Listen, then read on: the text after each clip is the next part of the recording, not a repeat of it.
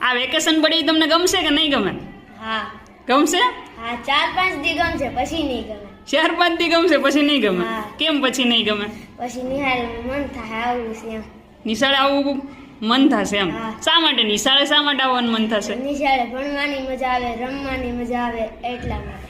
એટલા માટે. હા તો ઘરે કેમ નહીં ગમે?